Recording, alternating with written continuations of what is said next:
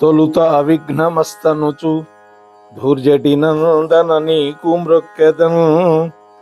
ఫలితము సేయుమయ్యా నిను ప్రార్థన చేసెదయే కదంత.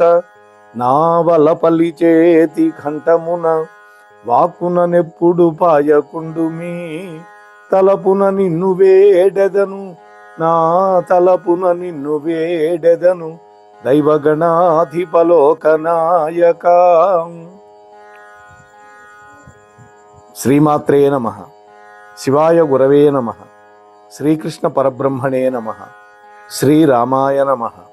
శ్రీ గురుభ్యో నమః. ఆదిత్యాయ సోమాయ మంగళాయ బుధాయ చ గురు శుక్ర శనిభ్యశ్చ రాహవే కేతవే నమః. జపా కుసుమ సంకాశం కాశ్యపేయం మహాద్యుతిం తమోరిం సర్వపాపఘ్నం ప్రణతోస్మి దివాకరం. మోహనవాణి ఛానల్ ద్వారా విశ్వావసు నామ సంవత్సర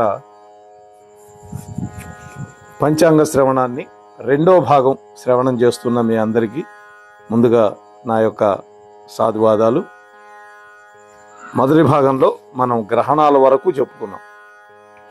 అయితే ఈ సంవత్సరం 2 సూర్యగ్రహణాలు ఉన్నప్పటికీ భారతదేశంలో కనపడవు. అందువల్ల మనం వాటి గురించి పట్టించుకోవాల్సినటువంటి అవసరం లేదు. అందువల్ల వాటి యొక్క ప్రస్తావన నేను కూడా చేయలేదు. చంద్రగ్రహణాలు మాత్రమే మన భారతదేశంలో కనిపిస్తాయి. అందువల్ల వాటి యొక్క ప్రభావం మన మీద ఉంటుంది కాబట్టి వాటి గురించి చెప్పుకున్నాం. ఇకపోతే మకర సంక్రాంతి పురుషుడి యొక్క పుణ్యకాలం, దాని గురించి చెప్పుకుందాం. ఈ సంవత్సరం సంక్రాంతి పురుషుడు మంద అనేటువంటి పేరుతో ఉంటాడు. అంటే మందుడుగా ఉంటాడని.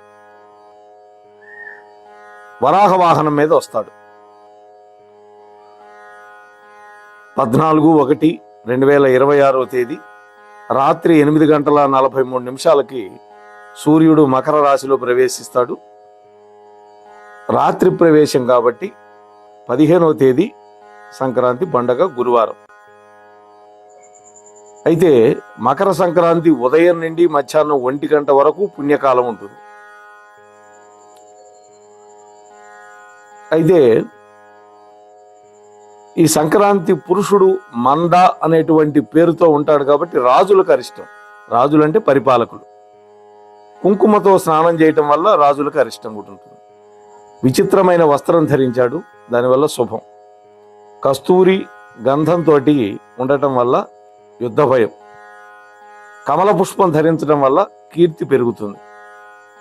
వెండిని ధరించడం వల్ల రజతానికి నాశనం. రాగి పాత్రలో భోజనం చేయటం వల్ల రాగికి నష్టం. భక్ష్యాలు తినటం వల్ల దుర్భిక్షం. మామిడి పండు తినడం వల్ల సుఖం. పంది వాహనం ఎక్కడం వల్ల మూషికాలకు కీడు ఉంటుంది, ఎలుకలకి. కత్తి ఆయుధంగా ధరించాడు, దానివల్ల యుద్ధ భయం. పీతవర్ణంలో ఉండే గొడుగు ధరించడం వల్ల ఆ పీతవర్ణంలో వస్తువులకి నాశనం. పద్మాన్ని ధరించడం వల్ల రాజులకు శుభం. ఉత్తర దిక్కు వల్ల ఉత్తరాది రాష్ట్రాలకి నష్టం. సిగ్గుపడుతూ ఉండటం వల్ల సౌఖ్యం. యవలు అక్షతలు ధరించడం వల్ల నష్టం. కృష్ణపక్షంలో రావటం వల్ల సుభిక్షం. ఏకాదశి తిథి వచ్చింది ఆ రోజు, అందుకని అందరికీ అనురాగం బాగా వర్ధిల్లుతుంది. బుధవారం రావటం వల్ల సుభిక్షం. అనురాధ నక్షత్రంలో సంక్రమణం జరగటం వల్ల మంచి వర్షాలు పడతాయి. సింహలగ్నం వల్ల పురుషులకి చింత వస్తుంది.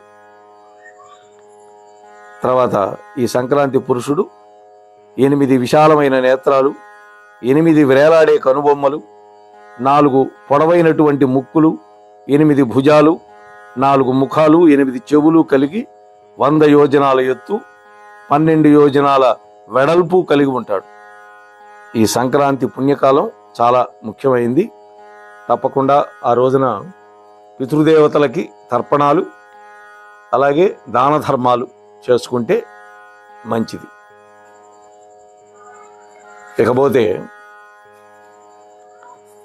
ముఖ్యంగా ప్రతి సంవత్సరం మనం చెప్పుకున్నట్టే ఈ సంవత్సరం కూడా కందాయ ఫలాలు అని మనకు ఉంటాయి.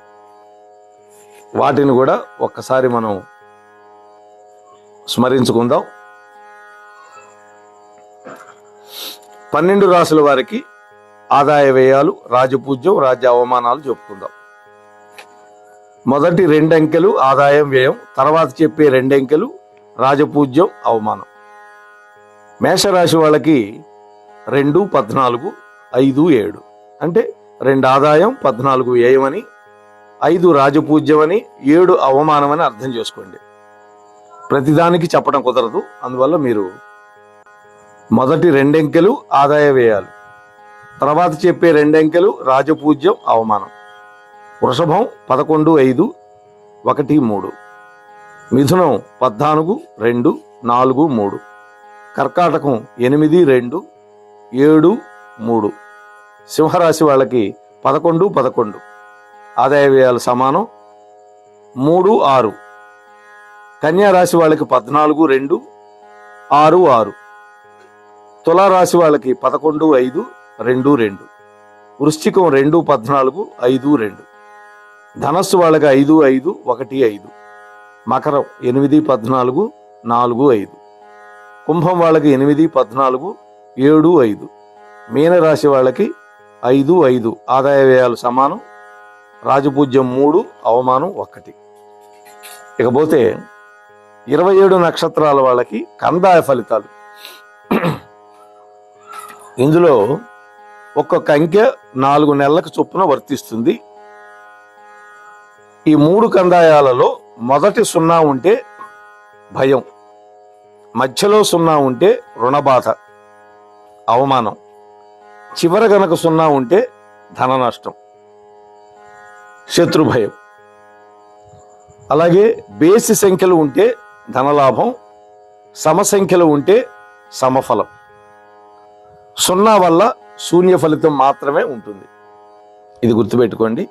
అశ్విని 3, 0, 4, భరణి 6, 1, 1, కృత్తిక 1, 2, 3, రోహిణి 4, 0, 0, మృగశిర 7, 1, 2, ఆరుద్ర 2, 2, 4, పునర్వసు 5, 0, 1, పుష్యమి 0, 1, 3, ఆశ్లేష 3, 2, 0, మఖ 6, 0, 2, పుబ్బ 1, 1, 4, ఉత్తర 4, 2, 1, హస్త 7, 0, 3, చిత్త 2, 1, 0, స్వాతి 5, 2, 2, విశాఖ 0, 0, 4, అనురాధ 3, 1, 1, జ్యేష్ఠ 6, 2, 3, మూల 1, 0, 0, పూర్వాషాఢ 4, 1, 2, ఉత్తరాషాఢ 7, 2, 4, శ్రవణం 2, 0, 1, ధనిష్ట 5, 1, 3, శతభిషం 0, 2, 0,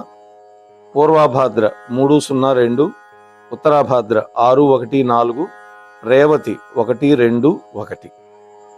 ఇవి ఆదాయ వ్యయాలు, అలాగే కందాయ ఫలితాలు.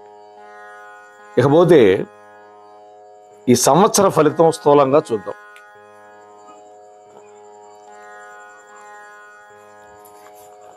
ఈ సంవత్సరం రాజు, సైన్యాధిపతి, అర్ఘాధిపతి, మేఘాధిపతి ఇవన్నీ సూర్యుడే.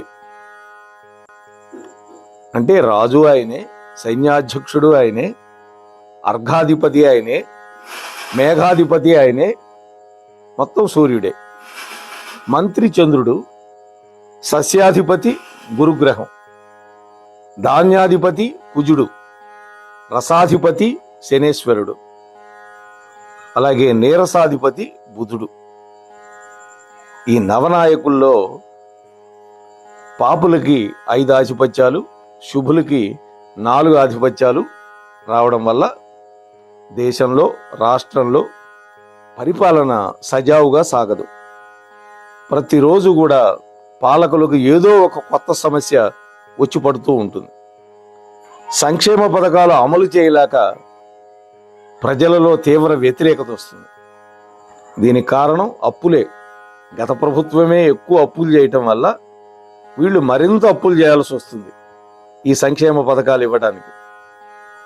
నూతన పరిశ్రమలు రావడానికి తీవ్ర ప్రయత్నాలు చేస్తారు, పూర్తిగా సఫలీకృతులు కాలేరు. ఆర్థిక సమస్యలు ఎక్కువగా ఉంటాయి. కేంద్ర సహాయం అందినప్పటికీ కూడా తీవ్రమైనటువంటి ఆర్థిక ఇబ్బందులు ఎదుర్కొంటుంది రాష్ట్ర ప్రభుత్వం. ప్రతి వస్తువుకి ధరలు పెరగడం వల్ల అభివృద్ధి కుంటుపడుతుంది. రియల్ ఎస్టేట్ రంగం, భవన నిర్మాణ రంగం వృద్ధి చెందుతుంది. ప్రపంచం అంతటా ఆర్థిక మాంద్యం ఉంటుంది. కొన్ని దేశాలు అట్టడుగు స్థాయికి పోతాయి. సరిహద్దు దేశాలతో యుద్ధ వాతావరణం ఉంటుంది. ఈ పాకిస్తాను, చైనా ఎప్పుడు మనకి పక్కలో బల్లేలే, బంగ్లాదేశ్ ఇవన్నీ. మన సైనికులు చాకచక్యంతో ఎదుర్కొంటారు. అంతరిక్ష పరిశోధనలు విజయవంతం అవుతాయి. ఈ సంవత్సరం 2 కుంచాల వర్షం.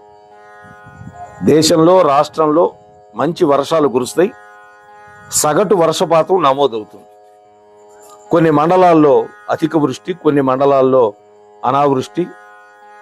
దేశంలో, రాష్ట్రంలో నదులు పొంగి ప్రవహిస్తాయి. ఉత్తరాఖండ్లో ఈ సంవత్సరం కూడా కొండ చర్యలు విరిగిపడి రహదారులు మూతపడతాయి. స్వల్పంగా జన నష్టం కూడా ఉంటుంది. ఈ సంవత్సరం కూడా పిడుగుపాట్లు, మెరుపులు ఎక్కువగా ఉంటాయి. మెట్ట భూములు, ఇసుక భూములు విరివిగా పండుతాయి. పల్లపు భూముల్లో తెగుళ్లు ఎక్కువ కావటం వల్ల పంటల దిగుబడి బాగా తగ్గటం వల్ల రైతులు నష్టపోతారు.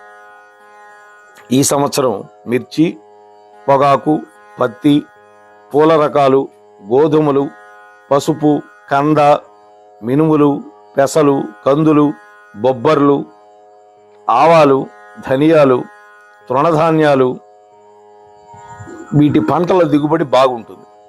మంచి ధరలు కూడా రావడం వల్ల రైతులు సంతోషంగా ఉంటారు. అన్ని రకాల పండ్ల జాతులు బాగా పండుతాయి. కానీ చేతికి అందే సమయంలో ఏదో ఒక రూపంలో ఈ ప్రకృతి నష్టం కలిగిస్తుంది. అలాగే నూనె గింజలు మంచి ధరలు వస్తాయి వాటికి. కొబ్బరి పంట బాగుంటుంది. పౌల్ట్రీ పరిశ్రమ కూడా అభివృద్ధి అవుతుంది. ఆక్వా పరిశ్రమ వృద్ధిలో ఉండి ఎగుమతులు బాగా జరుగుతాయి. ఈ సంవత్సరం కూడా ప్రకృతి వైపరీత్యాలు ఎక్కువగానే గోచరిస్తున్నాయి. మహానగరాలు నీళ్లలో మునిగిపోతాయి. 2 లేదా 3 రోజులు ప్రజలు నానా కష్టాలు ఎదుర్కొంటారు. 16 వీసాలకి 8 వీసాల పంట వస్తుంది, సగం పంట వస్తుంది. ఉభయ తెలుగు రాష్ట్రాల్లో కూడా జలాశయాల్లో నీరు సమృద్ధిగా ఉంటుంది. పశ్చిమాసియా దేశాలలో యుద్ధ వాతావరణం ఉంటుంది. వెస్ట్ ఏషియన్ కంట్రీస్లో బంగారం, వెండి, షేర్ మార్కెట్ ఒడుదుడుకులతో ఉంటుంది. మన దేశంలో ఆహార ఉత్పత్తులు పెరుగుతాయి. ఇతర దేశాలకు ఎగుమతులు కూడా చేయగలుగుతారు. ఈ సంవత్సరం తూర్పు ఈశాన్య దేశాలలో పాకిస్తాన్, నేపాల్ ఈ ప్రాంతాలలో భూకంపం సంభవించే అవకాశం ఉంది. ముందు జాగ్రత్తలు తీసుకోవటం మంచిది. అలాగే పశుపాలకుడు, పశువులను దొడ్లో పెట్టేవాడు, విడిపించేవాడు ఈ సంవత్సరం యమధర్మరాజు. అందువల్ల పాడి పరిశ్రమ బాగుంటుంది. డైరీ వ్యాపారులకు మంచి లాభాలు వస్తాయి. పాల ఉత్పత్తులు పెరుగుతాయి. పశువుల ధరలు కూడా బాగా పెరుగుతాయి. పశుగ్రాసం ధరలు విపరీతంగా ఉంటాయి. చిన్న చిన్న డైరీలు అధికంగా నెలకొల్పుతారు. పాల కేంద్రాలు. రాజు సూర్యుడు కావటం వల్ల వేసవి కాలంలో ఉష్ణోగ్రతలు రికార్డు స్థాయిలో నమోదవుతాయి. ఇప్పటికే 40 డిగ్రీలు నమోదవుతుంది కొన్ని ప్రాంతాల్లో. ఉత్తరాది రాష్ట్రాల్లో ఎక్కువ ఉంటాయి ఉష్ణోగ్రతలు.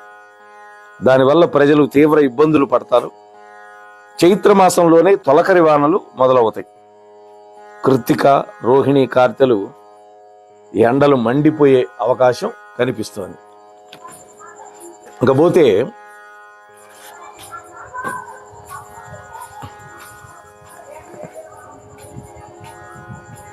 భారతదేశంలో అలాగే ఆంధ్ర, తెలంగాణ రాష్ట్రాల్లో ఈ సంవత్సరం జరిగేటటువంటి విశేషాలను కనుక మనం పరిశీలిస్తే ఏప్రిల్, మే, జూన్ ఈ మాసాల్లో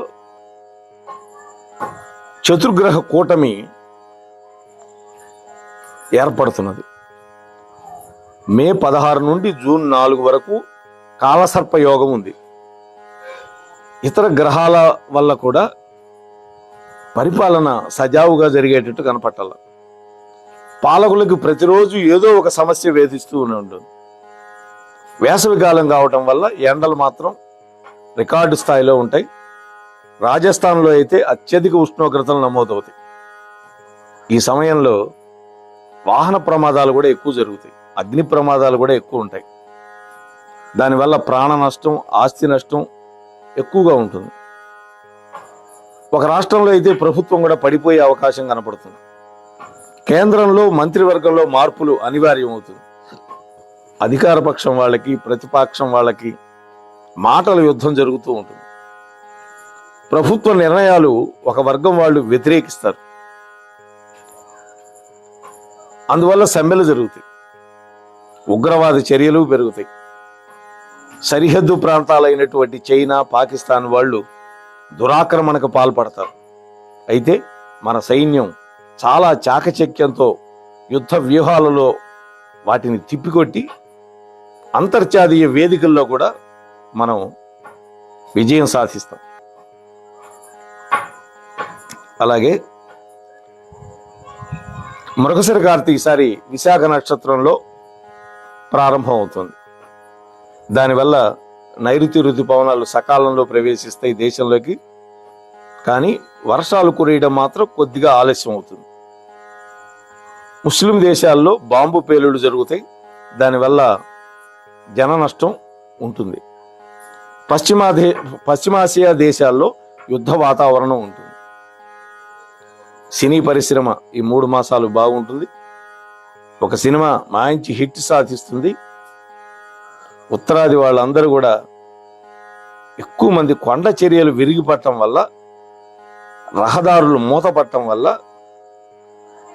జన నష్టం జరిగే అవకాశం ఉంది. అలాగే ప్రఖ్యాతి వహించిన వ్యక్తులకు కూడా అరిష్టం సూచిస్తోంది. ఇక జూలై 1 నుండి సెప్టెంబర్ 30 వరకు చూస్తే కుజ శని షష్టాష్టకం ఉంది. షష్టాష్టకం అంటారు. అలాగే సమసప్తకం, ఈ 2 జరగటం వల్ల, అంతేకాకుండా కుంభరాశిలో సంపూర్ణ చంద్రగ్రహణం వస్తున్నది. ఇతర గ్రహస్థితులను కూడా పరిశీలించినప్పుడు పరిస్థితులు అనుకూలంగా కనపడవు. అనేక మంది రాజకీయ పార్టీలు మారతారు. బంగాళాఖాతంలో అల్పపీడనాలు ఎక్కువగా ఉంటాయి. ఇది జూలై 1 నుంచి సెప్టెంబర్ 30 వరకు జరిగే విషయాలు ఇవి. తుఫాను వల్ల లక్షలాది మంది నిరాశ్రయులు అవుతారు. ప్రభుత్వ చర్యలు కూడా చాలా బాగుంటాయి, సహాయక చర్యలు. అందులో ఇప్పుడు చంద్రబాబు గవర్నమెంట్లో చెప్పే పని లేదు దానికి. ముంబాయి, హైదరాబాద్ వంటి నగరాల్లో నీట మునుగుతాయి వర్షం వల్ల. ఎందుకని నాలాలన్నీ ఆక్రమించి ఇళ్ళు కట్టేస్తుంటే నీళ్లు మునగకుండా ఎలా ఉంటాయి? 4-5 రోజుల పాటు ప్రజాజీవనం స్తంభించిపోతుంది. అలాగే అంతరిక్ష పరిశోధనలు ఆకస్మికంగా వాయిదా పడతాయి. ఆ తర్వాత విజయం సాధిస్తారు. మార్కెట్ అయితే షేర్ మార్కెట్ ఒడిదుడుకు లోనవుతుంది. అలాగే ఉభయ రాష్ట్రాల్లో వాగులు, వంకలు, నదులు పొంగి ప్రవహిస్తాయి. కొన్ని నదులైతే ప్రమాద సూచికలు దాటి ప్రవహిస్తాయి. 2 లేదా 3వ నెంబర్ ప్రమాద సూచిక ఎగరవేయాల్సిన పరిస్థితి వస్తుంది. అందువల్ల అధికారులు, ప్రభుత్వం అప్రమత్తంగా ఉండాలి, ప్రజలు కూడా. ఇకపోతే పెట్రోలు, డీజిల్ ధరలు అమాంతం పెరుగుతాయి.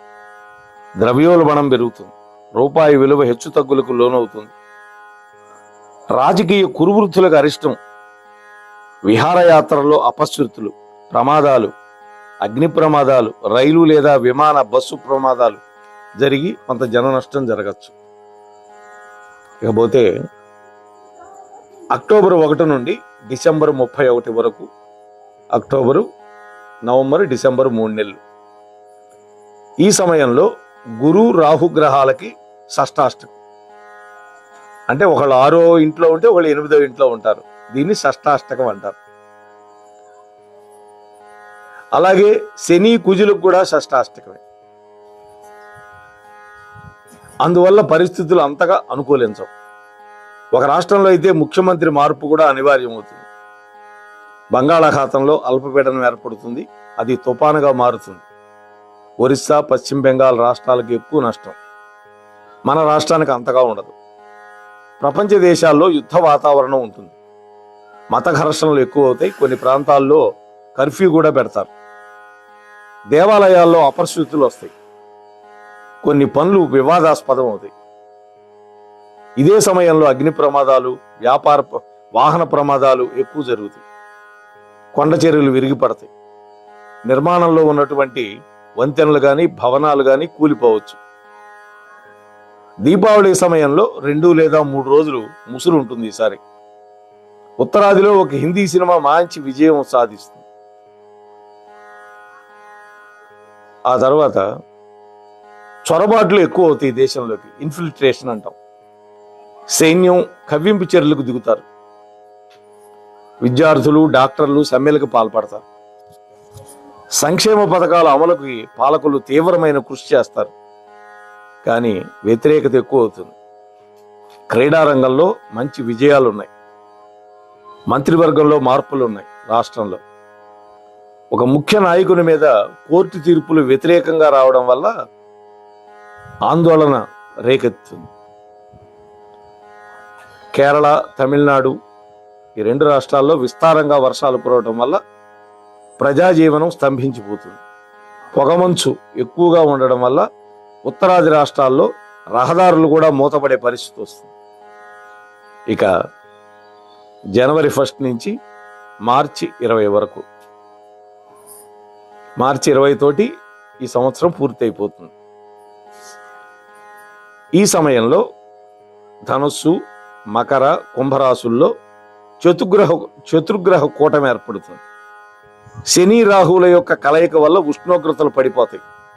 చలి తీవ్రత ఎక్కువగా పెరుగుతుంది. ఎవ్వరూ ఊహించినటువంటి ఘటనలు జరుగుతాయి. ఈశాన్య రాష్ట్రాల్లో భయానక వాతావరణం ఉంటుంది. తీవ్రవాద కలాపాలు ఎక్కువ అవుతాయి. మతపరమైనటువంటి వివాదాలు చెలరేగుతాయి. ఉత్తరప్రదేశ్, బీహార్ రాష్ట్రాల్లో కొన్ని వర్గాల వాళ్ళు సమ్మెలు చేస్తారు. పాలకులకు ప్రతిరోజు ఏదో ఒక సమస్య. ప్రతిపక్షం వాళ్ళు తీవ్రమైన పదజాలంతో నిరసనలు వ్యక్తం చేస్తారు. సంక్రాంతి పండగకి విడుదలయ్యే ఒక సినిమా సూపర్ హిట్. సంక్రాంతి సంబరాలు మహాద్భుతంగా జరుగుతాయి. పుష్య అమావాస్య ప్రాంతాల్లో ఆకస్మికంగా కొన్ని ప్రాంతాల్లో వర్షం పడుతుంది. షేర్ మార్కెట్ ఒడిదుడుకు ఉన్నప్పటికీ ఉత్సాహంగానే ఉంటుంది. పెద్ద పెద్ద కంపెనీలు, ఐటీ రంగ షేర్లు బాగా పెరుగుతాయి. ఫిబ్రవరి 25వ తేదీ నుండి పగటిపూట ఉష్ణోగ్రతలు పెరగటం మొదలవుతుంది. అంతరిక్ష పరిశోధనలు విజయవంతం అవుతాయి. క్రీడలతో మన దేశం విజయాలు సాధిస్తుంది. బంగారం, వెండి ధరలు బాగా పెరిగి ముందు, ఆ తర్వాత కొంతమేర తగ్గుతాయి. వ్యాపారాలు అంత బాగా సాగవు. పెద్దవైన కంపెనీలు, ఫ్యాక్టరీలు మూసేస్తారు. ఫిబ్రవరి 20వ తేదీ నుంచి మార్చి 10వ తేదీ వరకు రాష్ట్రంలో వివాహాది శుభకార్యాలు ఎక్కువగా జరుగుతాయి. కారణం ఏంటంటే అప్పటి వరకు మౌఢ్యం ఉన్నది. ఆ మౌఢ్యం పోతుంది. మరి దాదాపు 2-3 మాసాల మౌఢ్యం కాబట్టి అందరు కూడా ఎదురు చూస్తూ ఉంటారు ఎప్పుడా అని. అందుకని విపరీతంగా పెళ్లిళ్ళు జరుగుతాయి. పశ్చిమాసియా దేశాల్లో యుద్ధ వాతావరణం ఉంటుంది. అగ్రదేశాల నాయకులు సమావేశం అవుతారు. తమిళనాడు, కర్ణాటక రాష్ట్రాల్లో భయానకమైన సంఘటనలు జరిగే అవకాశం కనిపిస్తోంది. తీవ్రవాద చర్యలు కూడా ఎక్కువ అవుతాయి. మొత్తం మీద పరిస్థితులు అంతగా అనుకూలంగా ఉండవు. మే 16 నుండి జూన్ 4 వరకు కాలసర్పయోగం. మీనరాశిలో శని, రాహువులు, కుంభంలో రాహువు, గురుడు ఈ సంవత్సరం అతిచారం వల్ల 3 రాశులు వృషభం, మిథునం, కర్కాటకం ఈ రాశుల్లో సంచారం వల్ల దేశంలో అరిష్టాలు ఎక్కువగా జరుగుతాయి. దానివల్ల దుస్సంఘటనలు జరుగుతాయి. కాబట్టి దేవాలయాలలో శాంతి కోసం నవగ్రహ యాగాలు, చండీ యాగం, ఈశ్వరుడికి అభిషేకాలు ఇవన్నీ జరిపించుకోవాలి. ఎవరికి వాళ్ళు కూడా శాంతి కార్యక్రమాలు చేసుకుంటే ఆనందంగా ఉండటానికి అవకాశం ఉంది. మరి 3వ భాగంలో ఈ సంవత్సరం విశ్వావసునామ సంవత్సరంలో 12 రాసుల యొక్క ఫలితాలు ఎలా ఉంటాయో రేపటి రోజు వినే ప్రయత్నం చేద్దాం. అంతవరకు స్వస్తి. మోహనవాణి పోడ్కాస్ట్ వింటున్న శ్రోతలందరికీ హృదయపూర్వక ధన్యవాదాలు. వినండి, వినిపించండి, వింటూనే ఉండండి. మోహనవాణి తెలుగు పోడ్కాస్ట్ మీరు వింటున్నారు. మోహనవాణి. ఇంతవరకు మన ఛానల్కి ఎవరైనా సబ్స్క్రైబ్ చేసుకోకపోతే ఇప్పుడే ఈ క్షణమే సబ్స్క్రైబ్ చేసుకుని ఆ పక్క నుండి బెల్ బటన్ మ్రోగించి మమ్మల్ని ప్రోత్సహిస్తారని మనస్ఫూర్తిగా కోరుకుంటూ